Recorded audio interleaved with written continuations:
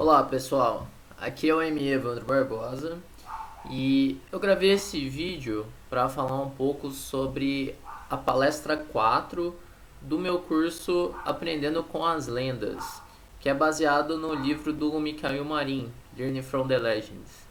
Então, esse capítulo 4 é falando sobre a torre contra duas peças menores.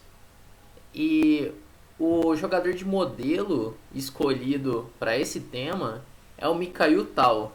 Então vocês já devem fazer uma pergunta: por que o Mikhail Tal, né, o gênio das combinações, dos sacrifícios, ele vai ser um modelo nesse tipo de final? Acontece que esse tipo de final, torre contra duas peças menores, geralmente ele vai surgir de posições táticas, de posições muito complexas, onde às vezes por um sacrifício, né, de duas peças menores contra a torre, acaba chegando nesse final. E nem sempre é fácil avaliar esse final, né? Saber se tem vantagem ou não. E é aí que entra o tal, né? Que esse é um elemento do tal. Essas combinações, posições complexas. Ele conseguia avaliar muito bem a posição final. Então, se o final era bom ou não, tendo a torre contra as duas peças menores. Outro detalhe importante que para você ter sucesso com a torre contra as duas peças menores é muito importante jogar com dinamismo, porque se você deixa as duas peças menores conseguirem se coordenar, então conseguir um posto avançado, as peças conseguirem se estabilizar, então essas duas peças menores elas vão valer mais do que a torre. Por isso é preciso jogar com muita energia jogando com a torre.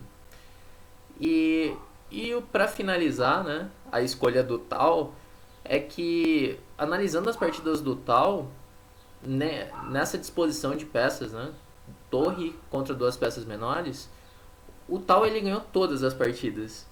Então, tá aí mais motivo para ele ser um modelo nesse quarto capítulo, né, que é a da torre contra as duas peças menores. Bom, agora falando um pouco sobre esse tipo de final, na falta de outras peças, né? Então, na falta de uma dama ou de outra torre, as peças menores, bispo e cavalo, elas têm muita dificuldade de conseguir se coordenar.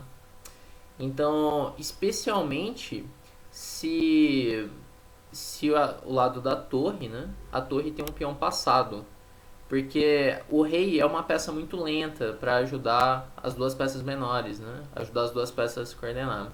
Então, um final bem típico, né? Onde a torre é mais forte que as duas peças menores, é quando a torre tem um peão passado. Por que isso? Porque com o peão passado, as duas peças menores elas vão ficar escravas desse peão passado. E o rei vai ter que ir atrás do peão em algum momento para conseguir ajudar as peças, deixando assim a outra ala abandonada. E a torre, como ela tem uma maior facilidade, né, de ir de uma ala para outra, ela vai atrás dos peões na outra ala. Então, esse é um final muito típico, onde a torre ela acaba sendo bem mais forte do que as duas peças menores. Bom, e um exemplo muito instrutivo é o que eu separei, que foi jogada pelo Grigorian contra o Mikhail Tal. Bom, então essa posição jogam as pretas. Então parece que o branco tem alguma vantagem nessa posição, né? Que tem um peão passado, mas na verdade esse peão passado de C5 ele é um problema para as pretas. E aqui o tal ele usando um recurso tático ele consegue levar para um final que é vantajoso para as pretas. E aqui o tal fez cavalo B4, exclama,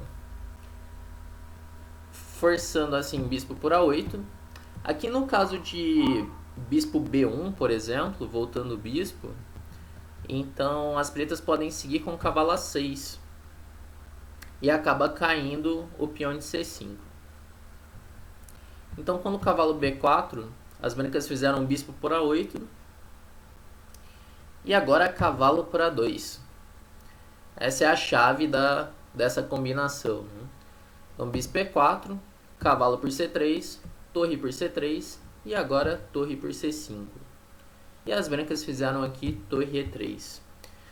Bom, as pretas têm uma vantagem material, né? Uma pequena vantagem material, mas o principal problema do branco nessa posição é que o branco tem um problema na primeira fila. E por causa disso, o branco ele não consegue coordenar as peças. Então aqui as pretas seguiram com torre C1,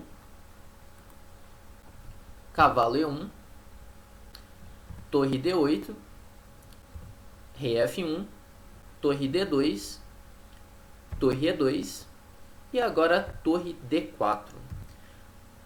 Bom, geralmente trocar um par de torres é favorável para as pretas nessa posição. Nessas posições que tem a torre contra as duas peças menores. Por que isso? Pelos motivos que eu falei antes. As duas peças menores têm muita dificuldade de se coordenar. Então, trocando uma das torres, o preto ele já leva para esse final de torre contra duas peças menores. Porque a torre branca ela pode ajudar as duas peças a se coordenar.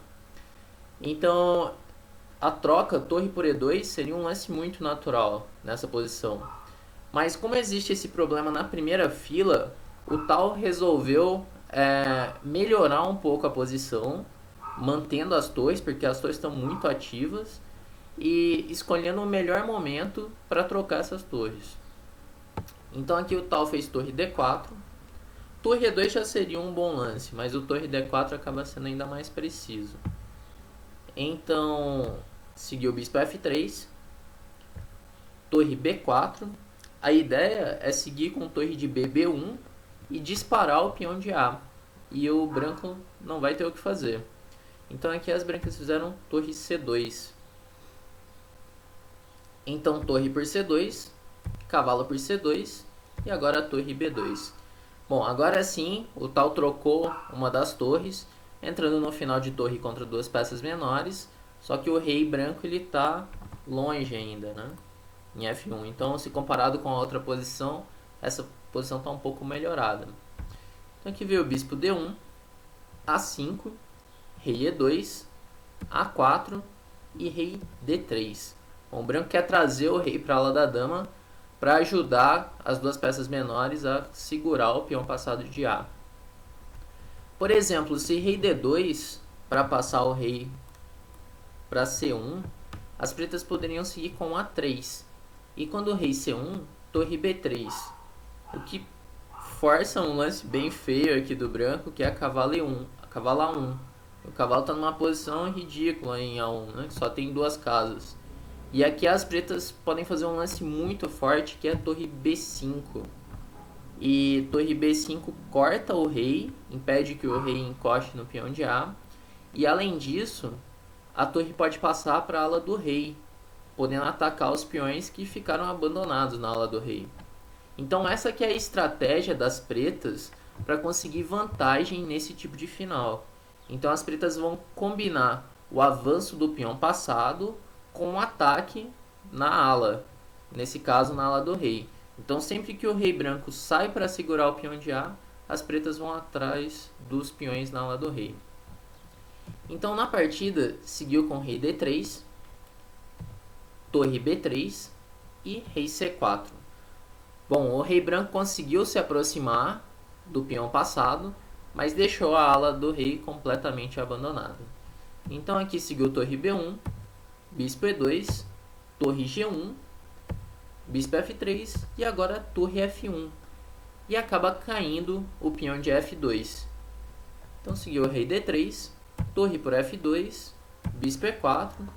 E é fácil perceber que as brancas não conseguem coordenar as peças porque falta um ponto de apoio para essas peças menores. Por isso que as peças não conseguem se coordenar. Então aqui seguiu E5, rei E3, torre F6, rei D3, torre B6, rei C3, F5, bispo D5 e agora torre B1. E as brancas abandonaram nessa posição. Porque, por exemplo, se bispo C6, as pretas podem seguir com torre G1. E quando G3, E4. E as pretas estão ameaçando torre G2, ganhando o peão de H e em seguida ganhando o peão de G também. E a posição das pretas está completamente ganha.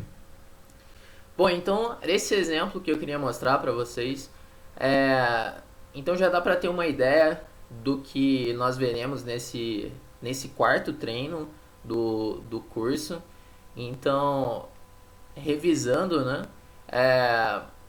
a torre ela acaba sendo mais forte que as duas peças menores, principalmente quando a torre tem o lado que tem a torre tem um peão passado e as peças menores não conseguem se coordenar, como aconteceu nesse exemplo, né, nessa partida do tal. Bom, então é isso, pessoal, e até o próximo.